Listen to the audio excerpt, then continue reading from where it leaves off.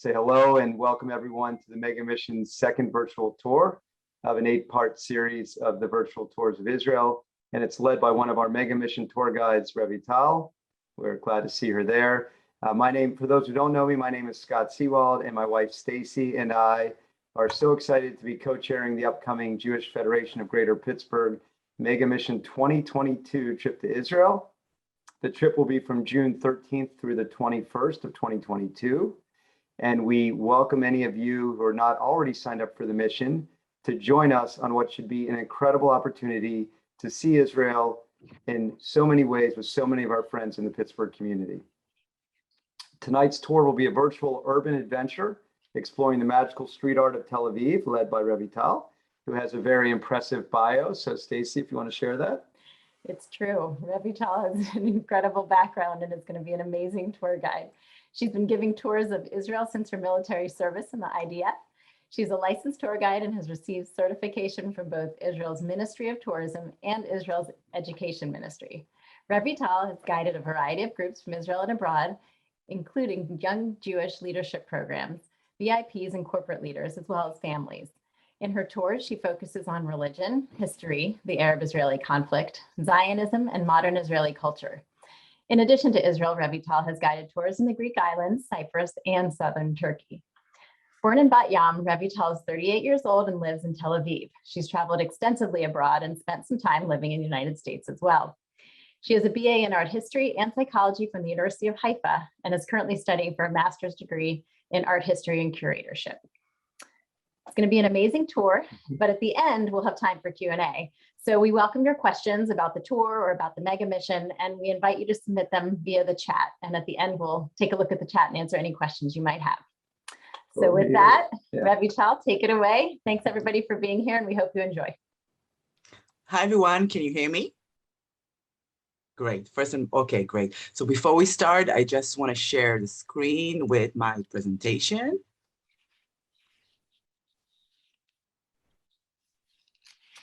Okay, do this as well. Okay, great. So welcome everyone. The topic of my presentation today is going to be about the very, very lively street art in Tel Aviv. The city of Tel Aviv is the second city in Israel after Jerusalem, and it's known for a lot of things. First and most important thing is actually the first Hebrew city in the world was established in 1909 by a group of people that wanted everything to be in Hebrew, in the schools, in the businesses, and it was supposed to be for Jewish people that come from abroad. So this is the first thing that it's very famous for. The second thing is, it's actually the vegan capital of the world. I don't know if you knew that. There's more vegan restaurant in Tel Aviv than anywhere else in the world. And it's number 3 in sushi restaurants, which is a big deal if you're a sushi fan. The fourth thing it's very famous for is actually called the White City. Unesco, which is the World Organization for Education and is named a lot of sites in Israel as a World Heritage Site, named Tel Aviv as the White City because there is more Bauhaus or international styles building, which is our building that are influenced from Bauhaus Germany school, which is basically white and very clean, not a lot of decorative ornaments. You will see a lot of them. We're going to be in Tel Aviv, and there's more than 5,000 of them in Tel Aviv. And I want to say that I believe in the last 20 years, Tel Aviv became one of the major capital in the world to actually see street art. So where everything started, I want to take us a little bit back in order to understand the origin of this specific practice of art. So in general, we talked about, can you see all of this on top? Was it just me? Let me just take that down so you're not gonna interrupt. Okay, so there's more than 6 compounds which you can actually go in Tel Aviv and you will see massive street art everywhere. Famous ones is Florentine, the train station, the bus station, Levinsky Market was actually one of the 8 most coolest neighborhoods in the world, was mentioned this year during COVID. in Jaffa Port. All of these areas that you see in here in red are considered south part of Israel, south part of Tel Aviv. And we even have one compound right here on the beach. And all of these places there, some of them is going to be right next to the hotel that you're actually going to stay. It's going to be great places to go and see one of the most amazing art that you have in Tel Aviv. So where everything started, let me just move you from here. In general, graffiti comes from the Greek word graffito, which means to write, or you can call it color writing or color lines. So it kind of moved and shifted until English, and graffito, it's actually, graffiti is the plural word of graffito, which means, as we say, just to take a marker, as you see in right here, where I'm putting the Q. This is called in the street art world tag. By the way, Instagram, if you have Instagram, and in order for other people to see your posting, you need to tag them. It came from this art form. And I wanna say that modern graffiti and what we call actually started in the United States. I'm sure some of you even recognize this kind of tagging. It's called Kilroy was here. It's a Second World War. The urban legend says there was a guy that was working in the Marine Force, and he was checking all of the cargo in a shipment area, and every cargo that he checked, he used to stamp it with Kilroy was here, and this little face with this guy with a nose, and it was sent overseas to Europe, and the soldier used to see that and started copying it and putting it in all of the places they went in Europe, in Germany, and Italy, and France, and all of it, and almost became kind of like a symbol of the American forces in Europe during World War II. And there's cups of Kilroy was here. I think somebody even made a video about a movie about it. And this is what we considered the modern graffiti. It started from here. So basically what it is, I put a little example. You take a spray can, you go anywhere in the streets. Mostly you'll do it on kind of like round down buildings. There is respect between the artist and the city. You would say that they would never do it on a white building, and you just spray your name. It comes from or influenced by, I would want to say, by the gangs that started in the 70s, in the 60s and 80s in the south part of Los Angeles. And of course, in New York on the subway. They were very famous until the period of Giuliani, where he says that no subway that has any graffiti on it will be able to leave the station. So we have that in New York, and we have that in kind of like the culture of the gangs, because this is where they used to kind of mark their territory. This is the place where they have their activities, selling drugs, prostitution, et cetera, et cetera. So if I know that this belongs to the green group, I'm not gonna go in that territory. So slowly by slowly, they started seeing it everywhere. And it started becoming, slowly by slowly, somewhat of an art form. So the second evaluation of the tag, it's actually becoming more of an art. Notice this thing in street world is called throw up. Actually, to throw up, you take a can spray, you go somewhere, a few colors you're gonna need, and then you actually start the calligraphy, making it bold, making it not as flat, adding a lot of volume to it, colors. This is a great example of a throw up, a blow up. Notice that it's actually a signature, okay? It says blow up, but in a sense, it's not really visual for people if they don't know to read it. It's visual to others, artists, to other group of artists, gangs. It's actually still called gangs of graffiti. This is very influenced, this one on top from the left, is actually influenced by tattoos that they used to do in jail. Very acrylic word, very masculine kind of type of writing. And this used to be very famous in downtown LA. So this is throw up. You're gonna see a lot of it in Tel Aviv. The people that are doing this art is called writers, okay? And you can be very young and you'll be called a toy. And you don't straight away know how to do that. This is it takes time like any other art form. So you go to places that are already filled with color, and then you practice. And when you feel safe enough to go to the actual street, you start drawing in other places. So this is in Jaffa, in the port, and this a lot of this graffiti of the writers you will find in parking lots, in industrial areas, and not really a lot in more open areas in the street. This is the third evaluation. As you can see, we have a beautiful blow up here or throw up here. You can already see that this is an art form. And then you start adding another thing that is called a character. So this is called piece, which means the short of masterpiece. And this is already the evaluation of what we called in the art world post-graffiti. Post-graffiti has another name. It's called street art. And this is actually the meaning of our culture, the meaning of our lecture.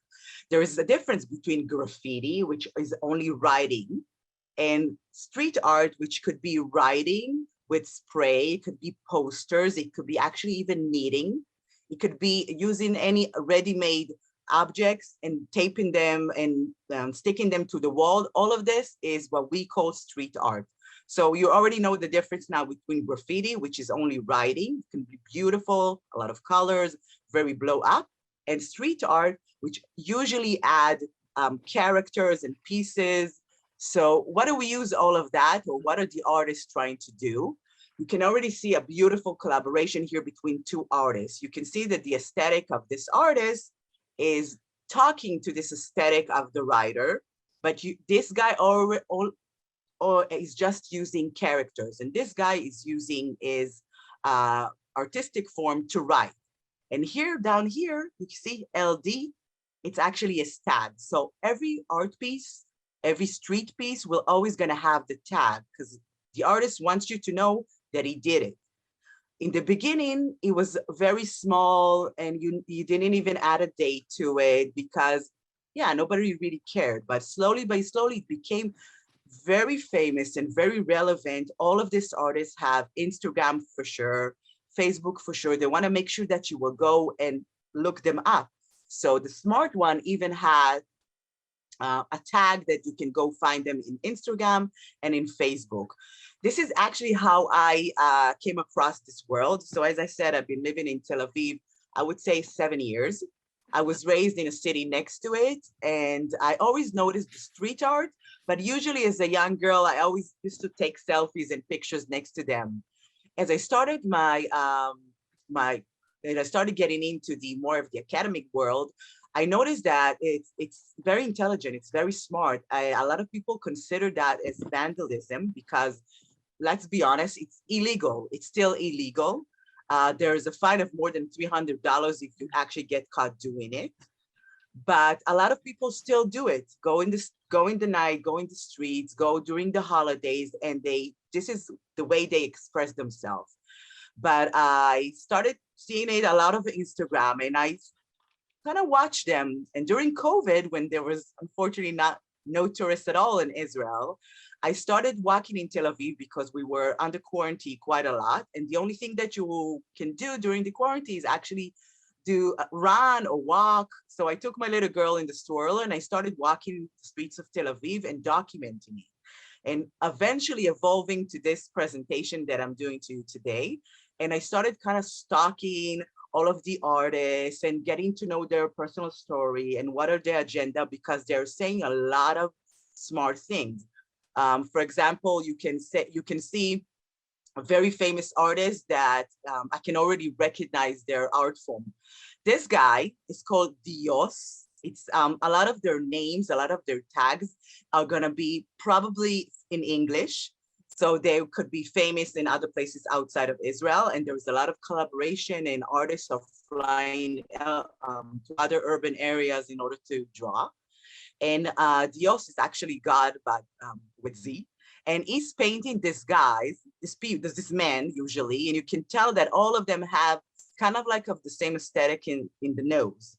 So this guy is very famous in Tel Aviv because what he usually does, he he sits in the streets and he kind of like draw characters and then he puts them on the wall. So this is Dios. This is considered a tag as well. This is a signature. Right here, you can see Dios, but everybody know him because of this specific character. Another very famous artist that I really love, because she has a lot of critique against capitalism and against the government.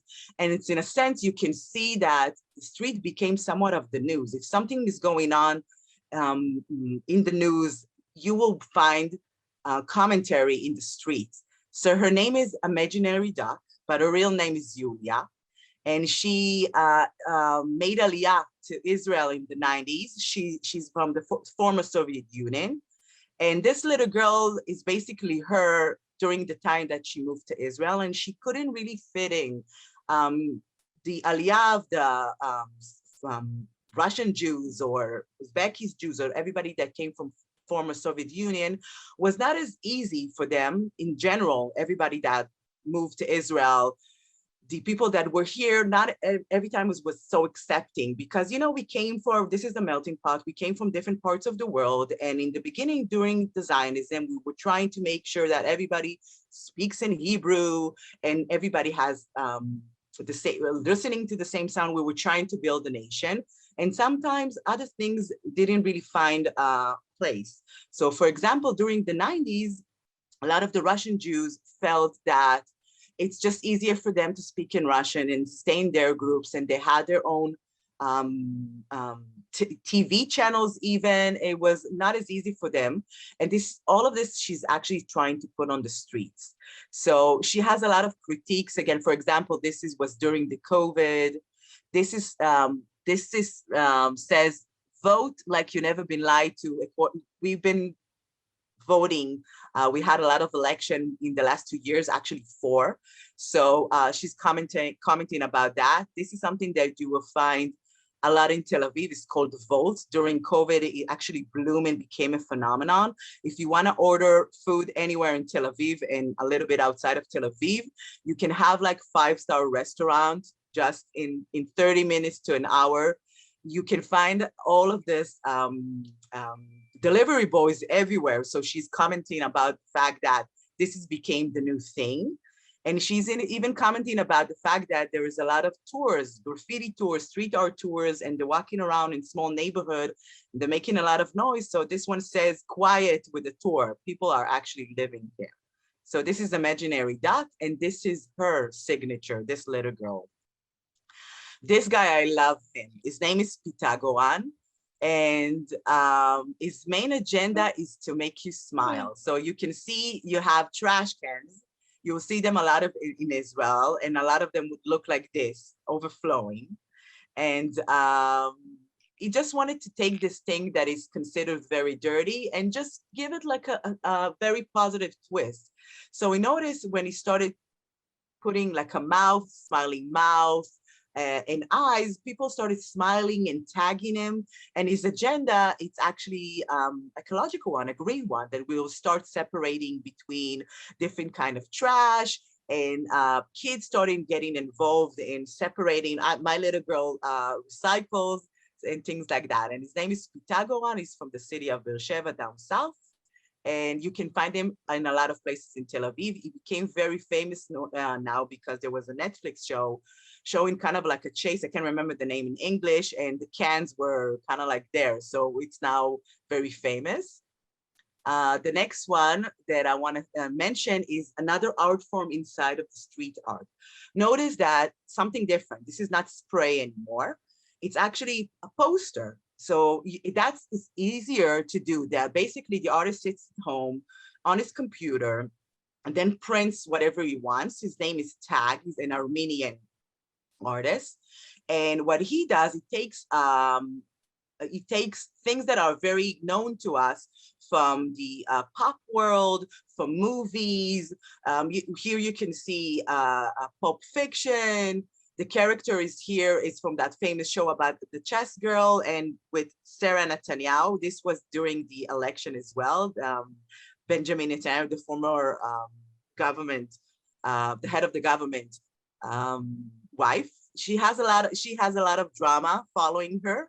I'm not going to say too much. And notice like the COVID is here and it's everywhere and the streets are talking about that. So this art form became very famous. The poster art form, I think one of the artists during Barack Obama's second campaign or first campaign, I can't really remember, used street art that American artists did of him, and then made it this post-op. This is the name of the art form. And this is a lot easier. As I said, you sit at home and then you go to the street, you make some kind of paste, usually flour with water, and then you splash it on the wall and keep it. So it's a lot easier if you think about it than spraying with multiple colors, and it's easier for you not to get caught. So this became very famous, and it's easier and usually used for more critical kind of agenda versus other things that is very easy to, is very difficult to show. And we already talked about Sarah Netanyahu, so let's talk about Benjamin Netanyahu. As you can see, he was hated and loved, and especially during the last 2 years, as we said, we had to vote for 4 times. So you can see a lot of the commentary in the street. For example, one of the names of Bibi was in Hebrew is Bibi Amelech. Bibi is the king. So you can see he has kind of like a crown. And here is actually is perceived as a kind of like a French lord or a French nobility. But up here, it's something, it's not a part of this piece. This is one piece, a poster, and on top of it, it says unwanted. In the street art world, this action of adding some kind of commentary to another art piece is called busting, from the slang word, from the English word to bust in. So basically, this is the commentary for this art piece, not unwanted. Or if you can see right here, the commentary was actually to corrupt his face. And here in Hebrew, it says, Yesh od milvado, which means there are other than him. It's a Hasidic word that is mentioned to God. There is no other than him. So they took them, they flipped it. And here you can even see very graphic critique about the government, the Bibi and his wife. So you see, it's not easy all the time to see that. But if you really want to know what people, like young people, think in the street, just go out. Don't, it's not in Facebook anymore. It's in social media, Instagram, it's on Snapchat, or it's in the street. So this is something that is Tel Aviv is very strong. You always find the opinion of the young artists on the street. Not all of them are very young, but the notion is that are all young artists. You even have very religious arts. You will find it in different places. And I find that fascinating because, we have second commandment, you should not do a mask, or you should not paint. But even in Judaism, especially in Hasidic Judaism, they use the practice of street art. For example, you will see this side of a synagogue, a Hasidic synagogue, not far from one of the capital neighborhoods of Graffiti, which is Florentine. It's not far from the hotel that we're going to stay. I do recommend that you will go there. And you will see it's basically using the graffiti lettering to have prayers on the wall from the Kabbalah, from the Jewish mysticism. This is very, very Hasidic. Basically says Na Nachman Nachman Meuman. And it's kind of like a mantra that Hasidic Jews are saying all the time. And as you can see right here, one of their major characters that they believe that used to be the Mashiach, the Messiah, and it's written everywhere around very religious area. This character right here is very interesting. It's actually looked like somebody that is putting the morning tefillin with the tefillin head and the tzitzis.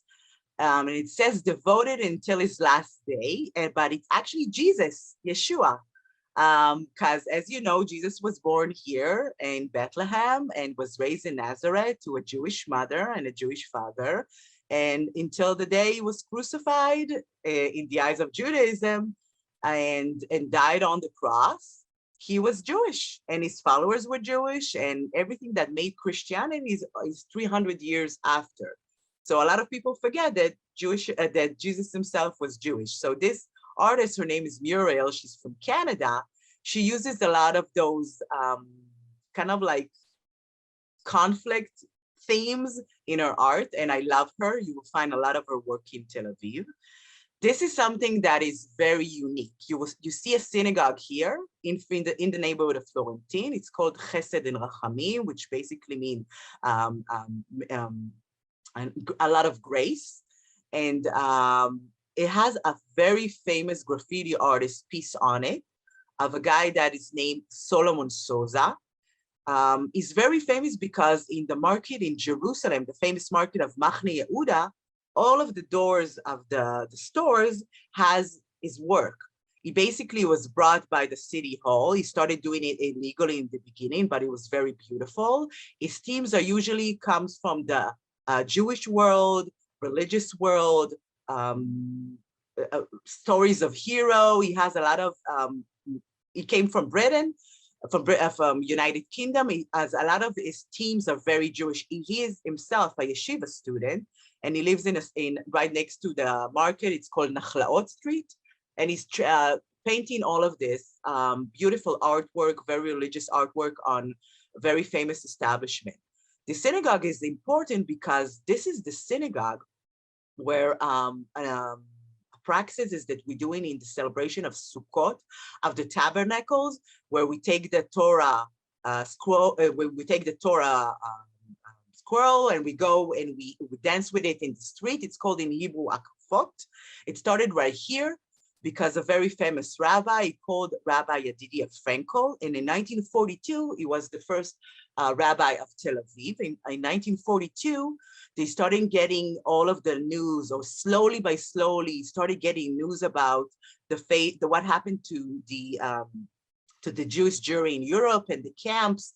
So he said that we should do 2 rounds of akafot, 2 rounds of dancing with the Torah in the streets, because there is a chance that the Jews in Europe were not going to be able to do it. We don't really know exactly if they're still alive. So 2 times doing the akafot started in this synagogue by this rabbi, and everywhere else in Israel is doing this practice today. So this is why it's a very famous synagogue. A lot of people still come here during the tabernacle, during Sukkot, to see this dancing. And of course, this is why it's very common in this neighborhood to put street artwork on top of a synagogue. This guy is called Ambusha, which is an Aramaic word of a sorcerer. And this is supposed to be kind of like a Jewish sorcerer. You can tell by the nose, but more of a modern one, like a Nike shoes, and even like a kind of like with a beard, a hipster. A lot of the young men in Israel have like long beard, like Herzl, and are called hipsters. So this is something that is very Tel Avivian. So you can see that even in religious art, which is considered somewhat of sacred, you can find a lot of street art, especially in Tel Aviv. Other critiques that you can find, and I love this because they make fun of everything. They even make fun of me. Notice that this guy in the streets is supposed to be a tour guide. There is kind of somewhat of a phenomenon that there was a lot of tour guides that became street art, the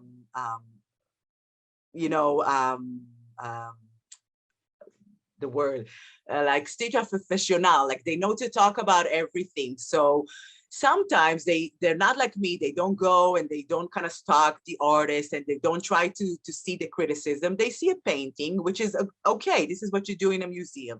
And sometimes it doesn't really have any kind of information about it. So you make up stuff. So they do it a lot, and they usually use a microphone in small street. So the artists hate that. They even say that right here. It says street art tours 100% live. So they make fun of that. Or another thing that they make fun of is the fact that Israel became such a capitalist country that started in a very socialist country, and now everybody's 9 to 5, startup nation. So you will see this guy started from basically a suit, and he slowly started crawling on the floor. Another kind of representation of that, you can barely see it, and it's a very hard thing to photograph because this is the main road of Israel. It's called Ayalon. It's very famous in Tel Aviv because there is so many traffic there all the time. It's jammed during the morning and in the evening. And it's almost impossible. And I still don't know how exactly, but this street artist, it's called Clone. And you can see that he basically draw rats. So this is called a rat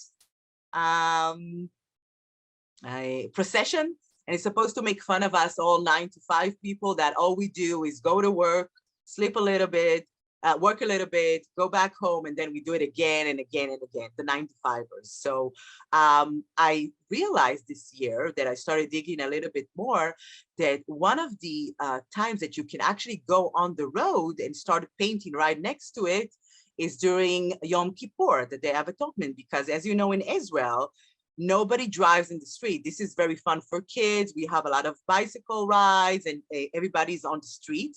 So during the nighttime, a lot of the street artists are going down right here, and you will see a lot of artwork there. I still don't know how to get there, but I'm planning to get them someday so I can document all of this beautiful artwork. Other thing here, this is COVID. We had a lot of demonstration about so many things during the last year and a half, almost 2.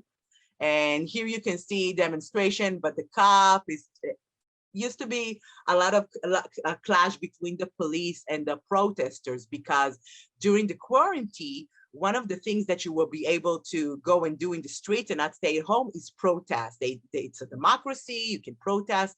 So a lot of the younger crowd used to go out just to go out. And it became kind of like a fun thing to do. You go out, you bring drinks during the protest and the demonstration. So Dor Bar-El is painting that. This is about the conflict. You can see the Palestinian flag. You can see the Israeli flag. Again, Muriel is saying, how can there be peace when there is no trust? She took the 2 little angels that we know from Raphael that usually are hugging, and it's very sweet and very romantic, but you can see here that they're fighting. And this is her way to critique the fact that there's not a lot of joint forces in order to actually make peace in the last, I would say, 20 years in Israel. And the last thing here is this guy. We call it Lego guy, or Mas 972. And he draw this Lego guy everywhere in the city. Specifically, this is a shark, a guy like, he's referring to the people that are selling that to the contractor that are buying very cheap, kind of like round down buildings in the south part of the city and creating it to be very fancy schmancy building, like basically gentrification of areas that usually used to be places where young students used to live, or low social economy family, but now they became so trendy that none of them can actually live there. So it's very common in Tel Aviv. It's actually happening everywhere in Israel. And I think in general, it became kind of like a world phenomenon. Women, let's talk about women. It's all about women. Usually when you think about kind of like graffiti or street art, we think about like a young guy, maybe full of tattoos, has a hoodie, and he comes with his spray. And this is kind of like the figure we think of an artist. But what's surprising is, so in Israel, it's actually more women. And a lot of them are from different parts of life. And they're doing a lot of beautiful work that is very feminist and is talking about women. For example, this one, this particular figure, they took Olive, the wife of Popeye the sailor man, and they made her the center. They gave her muscle, kind of like a very modern woman. She's a mother, she has a career, she does everything. Another thing that I love is, I know by personal connection, this specific artist. She's a tour guide as well. Her name is Michal. She became a young mother and started breastfeeding, and noticed that there's not a lot of attention to it, like not a lot of positive attention to it. So she started asking for friends of her to send a picture of them breastfeeding.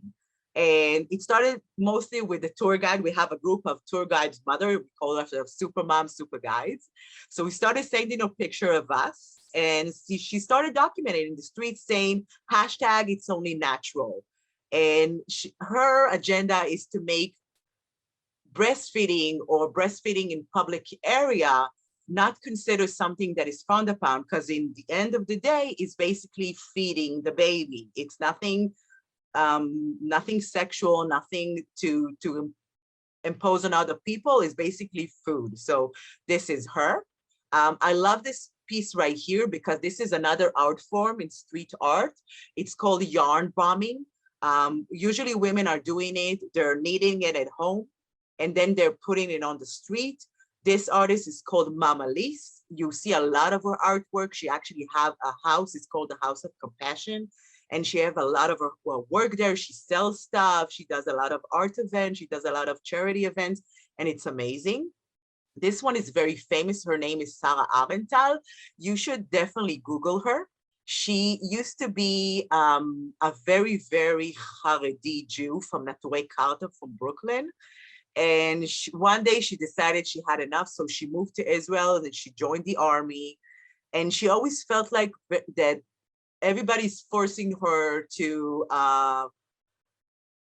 be something out of herself. So this woman that she's seen right here is basically her victory against everybody that were oppressing her. So she's actually, there's a lot of galleries that are selling her work now. And that's something that started with graffiti and street art.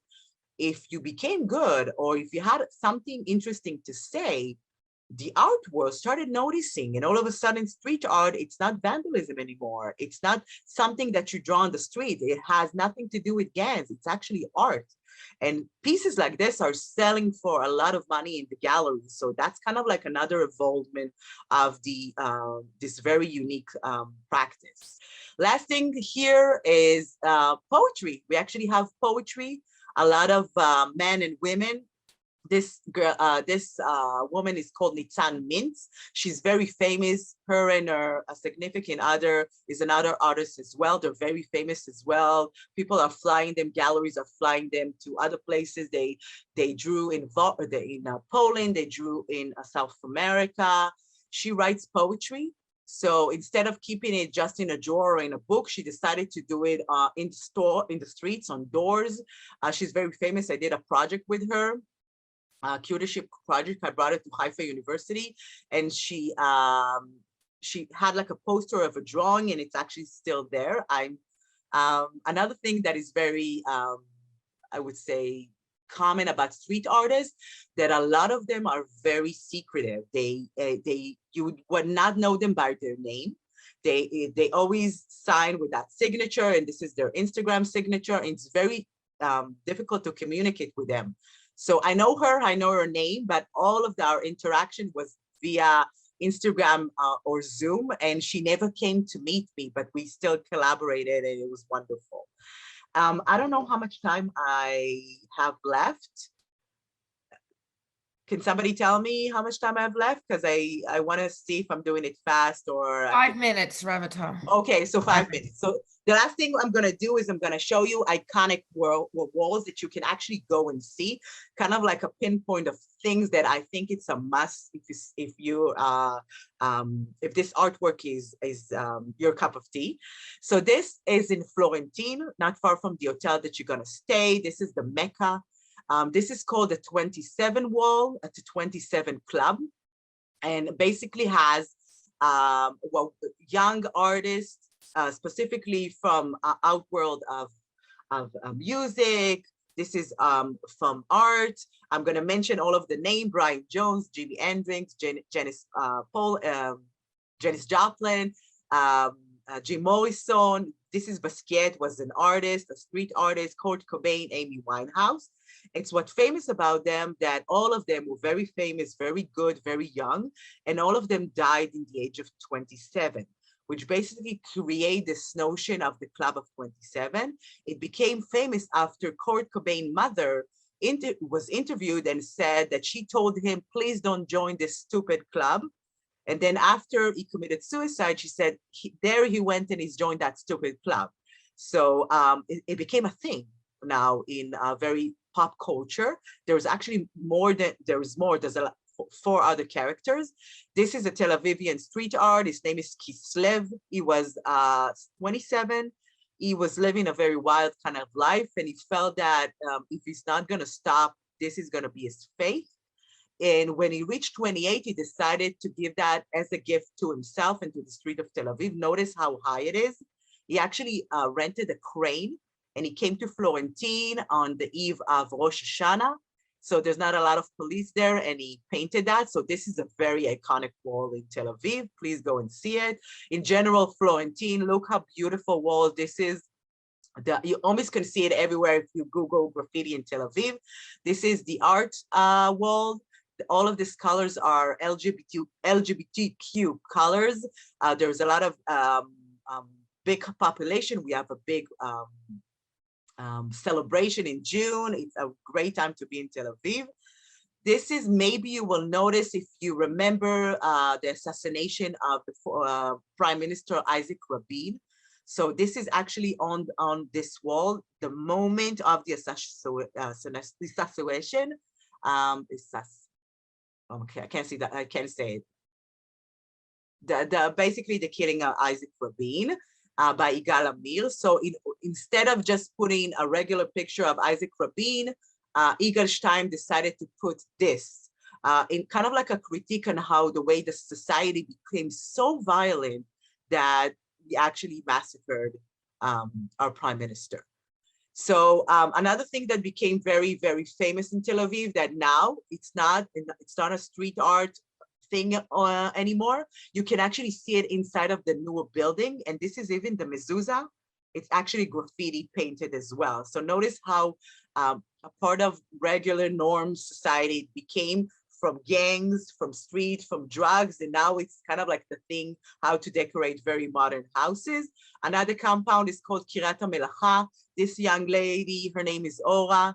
She decided to take this very rundown buildings of artists and invite people from all around Israel and the world to paint there. This is an amazing 3-floor piece of, again, Solomon Souza. The colors of the street are blue, yellow, and red. And it's amazing. You have to go there. There's just one of the places, the new, very hip, very, to go see street art. Another one is Tel Aviv Central Station, which has a very bad reputation, and it should. It's an awful building that was designed in the 70s, but only opened in the 80s. And it's big, and you can get lost there. It's almost like a maze. But this guy is called Mati Ale, and he took all of this open spaces and he brought a lot of color into it. So people that are still using the bus station are at least feeling comfortable as they're waiting for the bus. Massive artwork you can see everywhere. Nahalat Binyamin, the famous area next to Carmel Market. You'll see this beautiful building from the 1920s. It's called very eclectic kind of style. And in the lower part on the first floor, before it will become preserved like this, you have a lot of artwork. I simply love the kind of like the evaluation of different kind of architects and art form. I love that. You can see that everywhere in Tel Aviv. And this is kind of like a close-up of this and I love this picture because you can see the religious man over here. And this is something that is very Tel Avivian, very street, but very religious, very clean, but very dirty. I think this was the last, there is others anywhere that you will find places in weird places that look how much energy the artists are going in order to do all of this on top of the buildings and on top of the roads. And this is Jaffa Port, and even on top of I actually ran. I was running, and I noticed it, so I started chasing him, asking him to stop so I can photograph this. And kind of like, look how chutzpah, like how much nerves you have to have in order to paint your art on top of a truck. And that's it.